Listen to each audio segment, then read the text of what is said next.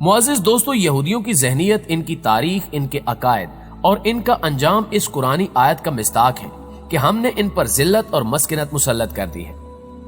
Holocaust یونانی الفاظ سے ماخوذ ایک مرکب ہے جس کا مطلب مکمل طور پر نظر آتش کر دینا ہے۔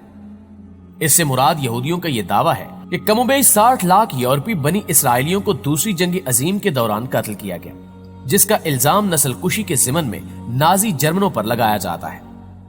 کچھ محققین کے نزدیک ہولوکاسٹ سے مراد صرف یہودی مقتولین ہی نہیں ہیں، بلکہ وہ تمام مقتولین جنگ عظیم ثانی ہیں جو اتفاقی قتل نہیں ہوئے، بلکہ جنہیں نازیوں نے کسی پروگرام کے تحت باقاعدہ سے قتل کیا، جن میں دوسری اقوام کے چیدہ لوگ، مذہبی رہنما، جنگی قیدی، ہم جنسیت کے دوران معذور ہونے والے مرد اور دیگر عسکری اور سیاسی مخالفین بھی شامل ہیں۔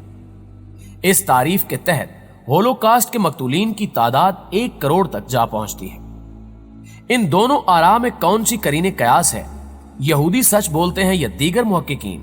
اور کیا یہودیوں نے دنیا کی ہمدردیاں حاصل کرنے کے لیے، خود کو مظلوم ثابت کرنے کے لیے دوسرے مقتولین کو بھی اپنا تو نہیں بنا لیا؟ یہ اللہ تعالیٰ ہی بہتر جانتا ہے۔ صہیونیوں کے مطابق جنگ عظیم دوم کے سالوں قبل سے یہودیوں کو سول سوسائٹی سے نابود کرنے کی منصوبہ بندیاں ہو رہی تھی۔ 1930 کی دہائی میں ایسے قوانین بنائے گئے کہ آہستہ آہستہ یہودیوں کے معاشی، معاشرتی اور قانونی حقوق مان پڑنے لگے اور انہیں جرمن یورپی معاشرے میں تنہا کیا جانے لگا۔ ان قوانین کا مقصد یورپ کو غیر یورپیوں سے پاک کرنا تھا۔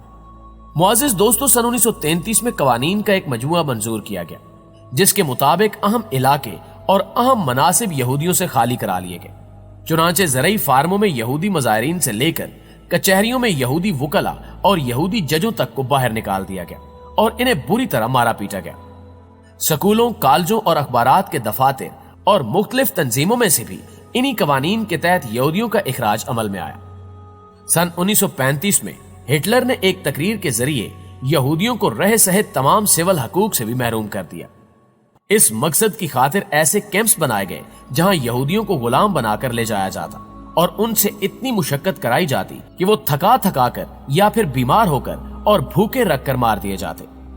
بچ جانے والوں پر طبی تجربات کر کے انہیں معذور کر دیا جاتا اور پھر انہیں موت کی آغوش میں پہنچا دیا جاتا۔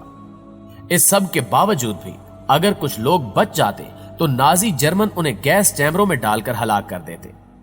یورپ کے بعض عجائب گھروں میں نازی جرمنوں کے گیس چیمبروں کی باقیات اب بھی زائرین کے لیے رکھی گئی ہیں۔ جنگ عظیم دوم کے دوران جرمن نازیوں نے ہولوکاسٹ کے لیے جو اصطلاح استعمال کی اسے مراد یہودیوں کے مسئلے کا آخری حل تھا۔ یہ اصطلاح جرمن زبان سے متعلق تھی۔ صہیونی تاریخ دانوں کے مطابق جرمنی کا ہر ادارہ یہودیوں کے اتنے بڑے قتل کے پروگرام میں ملوث تھا۔ جرمن وزارت داخلہ اور مسیحی چرچز نے یہودیوں کا پیدائشی ریکارڈ دیا اور اس بات کا تعین کیا گیا کہ کون سی بستی میں کون یہودی ہے۔